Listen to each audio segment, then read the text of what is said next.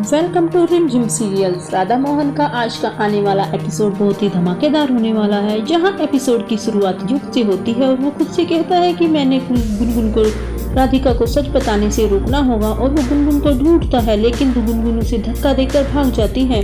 फिर गुनगुन का पीछा करता है। उधर मोहन मनन के बाल काटने के लिए तैयार हो जाता है। मनन मोहन को बताता है कि मैं हमेशा राधिका माँ के साथ बाल कटवाने जाता हूँ।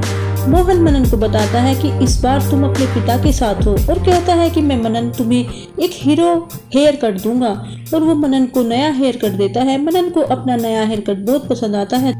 तभी वहाँ राधिका आ जाती है और मनन को बिना बताए घर से निकलने के लिए डांटती है। मनन राधिका माँ को बताता है कि मुझे मोहन अंकल ने कहा था कि मैं तुम्हें एक सरप्राइज दूंगा और तुम्हारे बाल कट करके तुम्हें सरप्राइज करूंगा। राधिका कहती है कि ये कोई सरप्राइज नहीं बल्कि एक सदमा है और मनन को बताती है कि इस तरह बाल कटवाने खराब होते हैं। मनन उसे बताता है कि नया फैशन है और कहता है कि राधिका माँ आप अभी ओल्ड हो चुकी हो और तुम्हें कोई फैशन की जानकारी नहीं है। तभी मोहन उसे चुप रहने के लिए कहता है और चुप हो जाता है। राधिका मोहन को उससे और मनन से दूर रहने की चेतावनी देती है और उसे नया घर खोजने में अपना टाइम बिताने के लिए कहती है और फिर वो मनन को वहाँ से लेकर चली जाती है। उधर पूनम मनन के बारे में टेंस हो जाती है।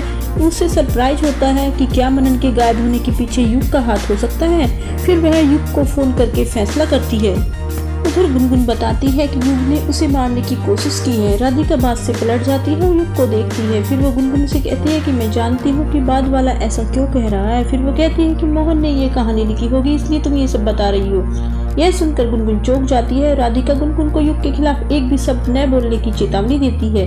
यह सुनकर युग पूरा खुश हो जाता है। गुनगुन के है कि उसके पास अपने दावे को साबित करने के लिए काफी सबूत हैं। फिर वो राधिका को मास्क दिखाती है और कहती है कि युग ने इस मास्क को जलाने की कोशिश की।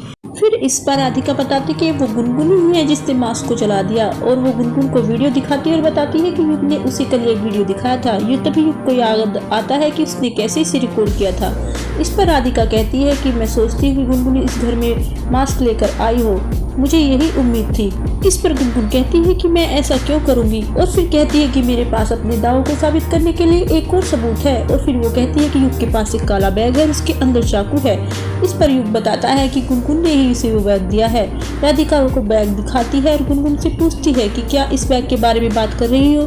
गुनगुन राधिका की ओर से हिला देती है। राधिका कहती है कि यह युग का जिम का बैग है। यह सुनकर गुनगुन चौंक जाती है। फिर वो कहती है कि युग के पैर में चंपी के काटने का निशान भी है। युग एक्सेप्ट करता है कि चंपी के काटने का निशान है और बताता है कि चंपी ने आज गुनगुन के कहने पर ही उसे काटा है। युग के काटने का निशान देखकर राधिका चिंतित हो जाती है। युग कहता है कि मुझे समझ में नहीं आ रहा कि गुनगुन उस पर ऐसे आरोप क्यों लगा रही है। उधर दूसरी ओर मोहन मनन के बालों का एक कतरा ले लेता है और फिर मुस्कुराता है कि मैं इसे डीएनए टेस्ट के लिए यूज करूंगा। तभी एपिसोड खत्म हो जाता है। तो ये था आज का एपिसोड।